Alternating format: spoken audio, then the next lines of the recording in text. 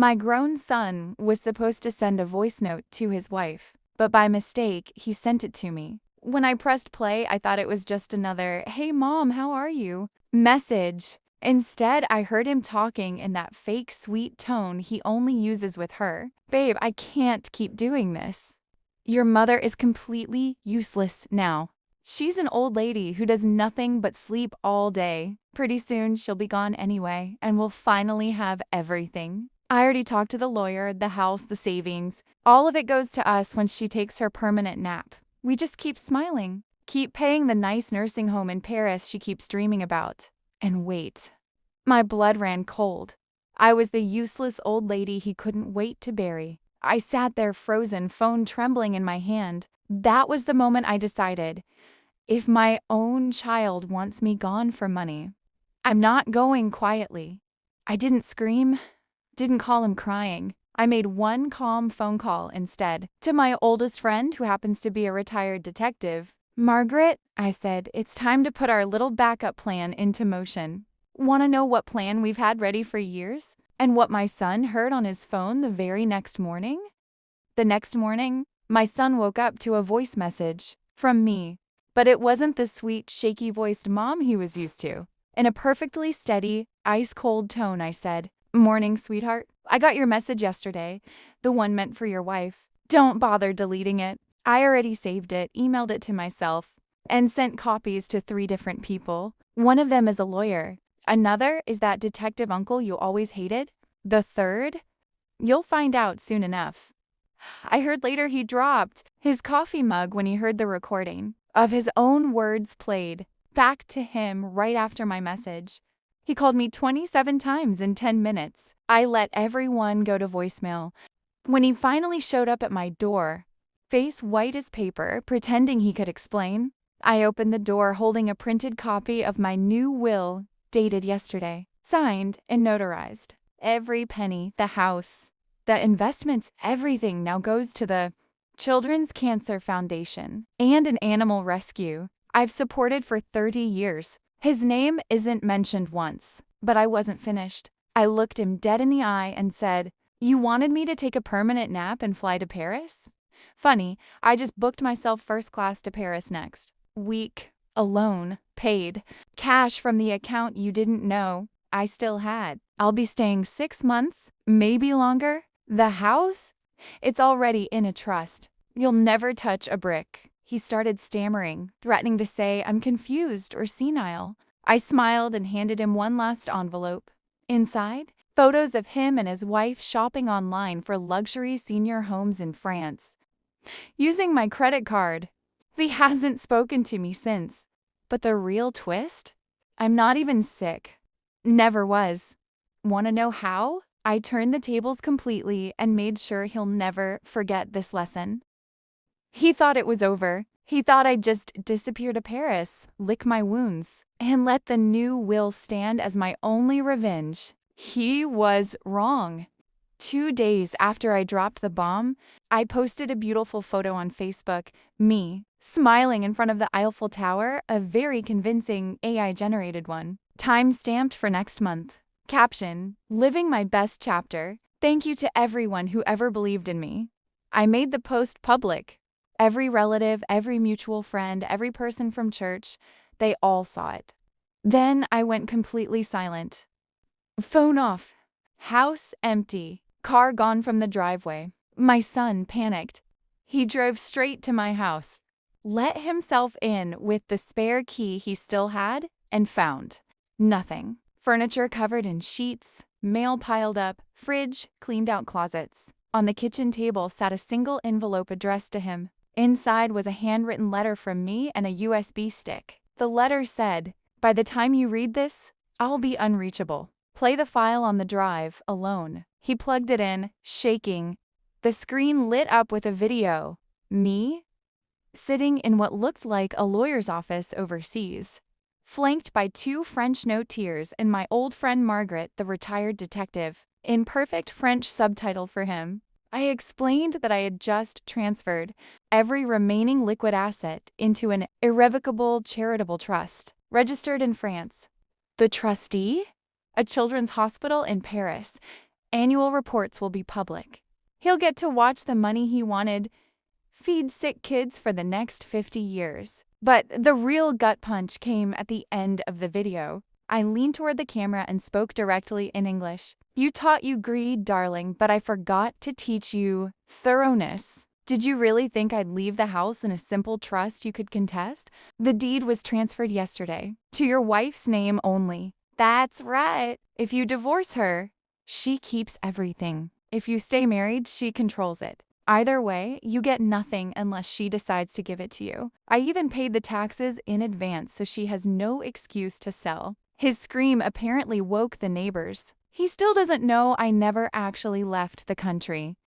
While my son was still reeling from the house deed bombshell, his wife, Lauren, received a discreet package at her office. No return address, just her name in my handwriting. Inside was a small velvet box and a letter. She opened the box first. A stunning diamond tennis bracelet worth more than their mortgage.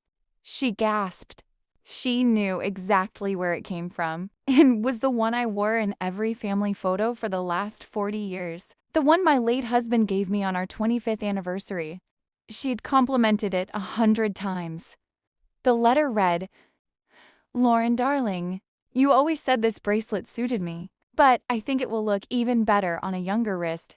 I want you to have it now while I'm still alive to see you enjoy it. P.S. Turn the clasp over. Engraved on the inside of the clasp in fresh laser etching were the words, for Lauren, who earned every carat.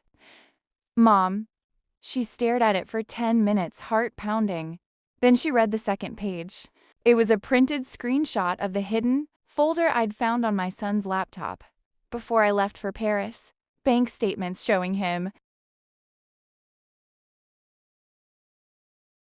Lauren never saw it coming. The second page of my letter was a stack of printed bank statements, hotel receipts, and private messages, all from an account my son thought I didn't know about. Turns out, while he was plotting to put me in a luxury home in Paris, he'd been putting someone else in 5-star hotels in Miami, Dubai, and Santorini. Her name was Chloe, 27, influencer, zero shame. Every transfer was labeled mom's medical expenses or nursing home deposit. The photos were time-stamped. The messages were graphic. Lauren read them in her office parking lot, bracelet still in her hand, mascara running down her cheeks in black rivers. Then she forwarded everything to her own lawyer, packed a single suitcase, and drove straight to the house that was now legally hers alone. My son came home that night to find the locks changed, his clothes in garbage bags on the lawn, and a post-it on the door that said, "Enjoy the bracelet." I kept the dog. He called me screaming, threatened to sue everyone. I finally answered on speaker, with Margaret, the detective, sitting across from me taking notes. Sue me for what exactly? I asked sweetly. For giving your wife what she deserved after you stole from me for 3 years? The police might be more interested in those forged power of attorney documents you filed last year, darling. Yes, I have those too. Dead silence on the line. Then I dropped the final bomb of part 5. By the way, I said, Chloe, the girl you've been flying first class on my money? I sent her the same package this morning. She's already posted the receipts on her Instagram story with the caption, "When your sugar daddy's mom turns out to be a legend. It's at 3 million views and climbing. Your boss just saw it." I heard something crash on his end, probably his phone hitting the floor. He's currently sleeping in his car outside the house that isn't his, while Lauren drinks wine on my old patio wearing my bracelet and talking to a divorce attorney. But I still wasn't done. Want to know what I did with the last $400,000 he didn't know existed, and who showed up in his office the next morning with handcuffs and a warrant? The next morning at 8:17 a.m. sharp, 2 detectives and a uniformed officer walked into my son's office carrying a search warrant and handcuffs.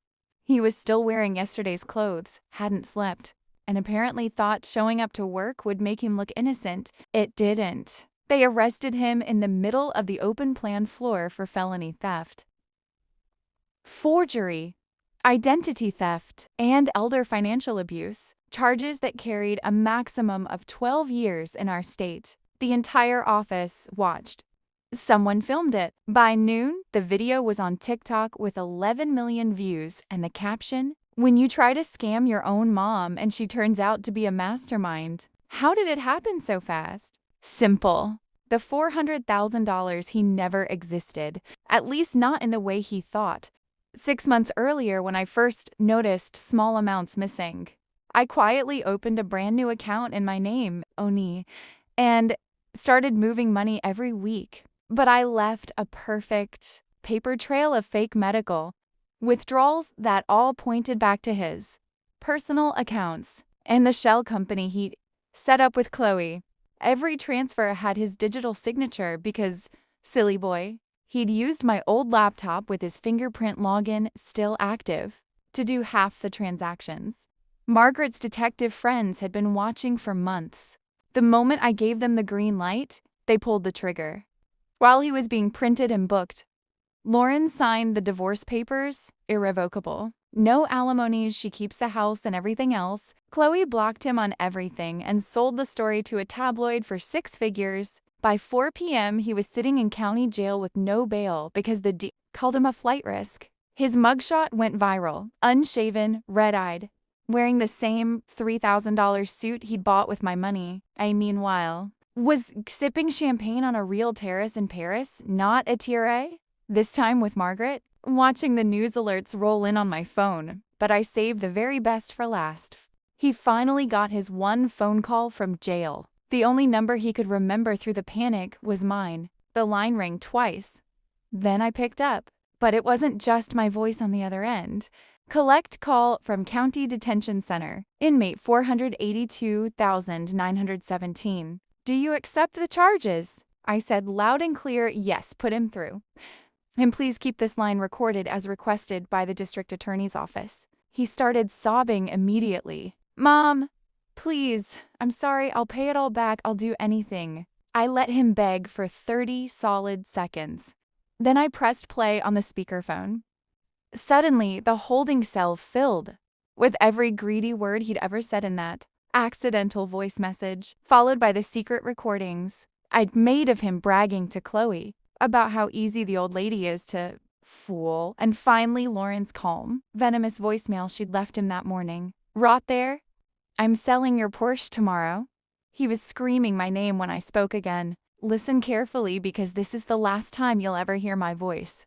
I'm not bailing you out. I'm not hiring a lawyer. I'm not visiting. Your trial is in 6 weeks. The prosecutor is seeking the maximum. With your priors for check fraud in college, yes, they found those too. You're looking at 8 to 10 years minimum. But here's the part that will hurt the most. I sold the family lake house last week. The one your grandfather built, the one you grew up in. Buyer paid cash. Closed yesterday. The proceeds? Already wired to the same children's hospital in Paris that now gets everything else. And one more thing, sweetheart. While you were being booked, I adopted Chloe's little rescue dog she didn't want anymore. He's sitting on my lap right now in business class, flying back to France with me. His new name is Karma. You wanted me gone so you could have it all. Now you have nothing. No money, no wife, no reputation, no future, and no mother. Enjoy your permanent nap in a 6x8 cell. Goodbye." I hung up, blocked the number, turned my phone off for the rest of the flight. 6 months later, the video series 1, posted anonymously, narrated by an actress, hit 400 million views across platforms. The bracelet Lauren kept? She auctioned it for charity and raised another $1.2 million. I'm still in Paris, healthy, happy, surrounded by new friends. Real family I chose, not born into. And every year on his birthday, the prison mails him a postcard from me. Same message every time. "Wish you were here. Oh wait, you're not going anywhere." The end. Thank you for watching the entire story. If greed ever whispers in your ear, remember this one. Some useless old ladies bite back. Hard. Drop A. If karma tasted sweet today,